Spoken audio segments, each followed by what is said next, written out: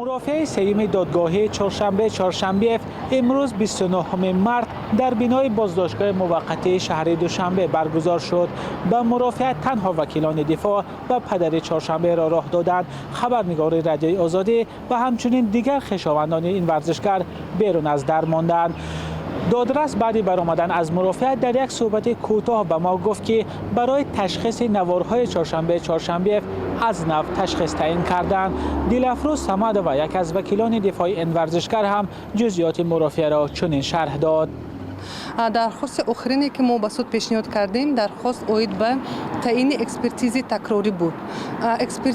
خلاصه اکسپرتیزی که در قبض مواد پرونده جنایتی قرار داشت ما وی را زیر بحث قرار دادیم. بنابر آنکه ناصحیحی ناپورگی جای داشت ما اساس طلب کردیم که اکسپرتیز تکراری تعیین کرده شود. لینگویست، زبانشناس، سخنشناس زبان روسی جلب کرده شود.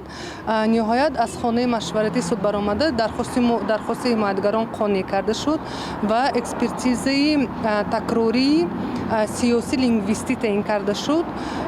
ما امیدواریم که این اکسپرتیز نوبتی پوره ابجکتیوانه و خالصانه گذرانده می شود و با ویدیو نوارهایی که از طرف چهارشنبه پخش شده بود و اساس آغاز پرونده جنایتی گردیده بود از طرف متخصصان ساحه پوره و ابجکتیوانه دیده می شوند و خلاصه آنها به ما پیشنهاد کرده می شود.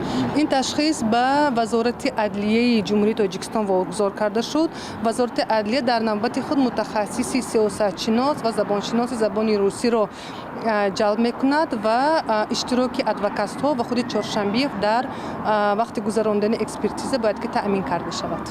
چهارشنبه ورزشکاری شناخته محاربه های آمیخته روز 31 دکمبر سال گذشته از روسیه اخراج و در دوشنبه بازداشت شد.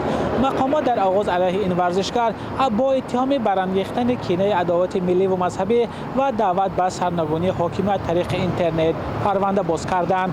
دیرتر اتهام برانگیختن کینه عداوت ملی و مذهبی از پرونده او برداشته شد.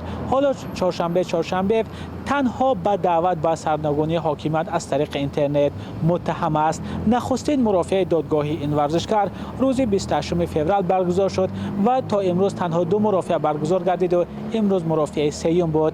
در 2 مرافع گذشته به گفته وکیلان دفاع چهارشنبه به بیگناهی خود تاکید دارد، اما مقامات از جمله دادستانی در دادگاه گفته است که چهارشنبه در نوارهایش که روز 29 نوامبر سال گذشته در رابطه به حوادث اخیر بدخشان پخش شدند گویا به دعوت به سرنگونی حاکمیت دست زده است. از روی اتهامی که حالا چهارشنبه در دادگاه پاسخ می‌گوید با او از 8 تا 15 سال زندان تهدید می‌کند، اما وکیلان دفاع گفتند که برای اثبات بیگناهی چهارشنبه تلاش خواهند کرد.